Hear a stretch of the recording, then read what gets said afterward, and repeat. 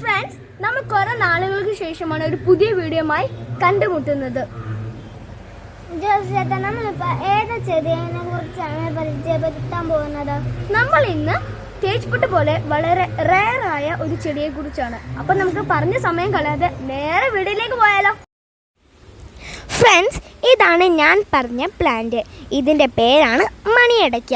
ഇതിന് മണിയടയ്ക്ക, കിളിയടയ്ക്ക, മൈസൂർ പാർക്ക് അങ്ങനെ പല പേരുകളിലും ഇതറിയപ്പെടുന്നത്. മണിയടയ്ക്ക നമുക്ക് നമ്മുടെ ഗാർഡനിലെ ഒരു അലങ്കാര ചെടിയായും വളർത്താം. ഈ അടയ്ക്കയ്ക്ക് മാർക്കറ്റിൽ നല്ല വിലയുണ്ട്. നമ്മൾ ഒരു തൈ വെച്ചാൽ ഏകദേശം 4 വർഷം കൊണ്ട് കായ്ക്കാൻ തുടങ്ങും. നിങ്ങളുടെ കയ്യിൽ ഈ മണിയടയ്ക്ക ഉണ്ടെങ്കിൽ അത് നിങ്ങളുടെ നാട്ടിൽ ഏത് പേരിൽ അറിയപ്പെടുന്നത് എന്ന് കമൻറ്റ് ചെയ്യുക.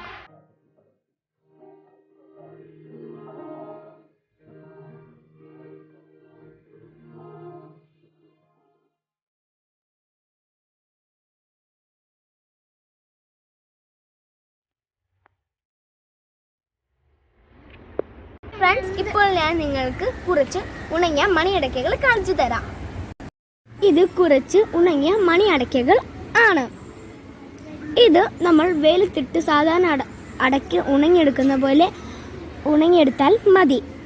മാർക്കറ്റിൽ ഈ അടയ്ക്കകൾക്ക് നല്ല വിലയുണ്ട്. ഞാനിപ്പോൾ നിങ്ങൾക്ക് ഒരടയ്ക്ക പൊളിച്ച് കാണിച്ചു തരാം.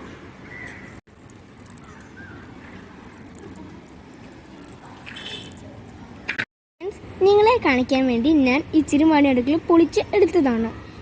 ഇത് കണ്ട് എത്ര കുഞ്ഞാണ് ഈ മണിയടയ്ക്കകൾ. ഫ്രണ്ട്സ്, നിങ്ങൾക്ക് ഈ വീഡിയോ ഇഷ്ടമെന്ന് ഞാൻ വിചാരിക്കുന്നു.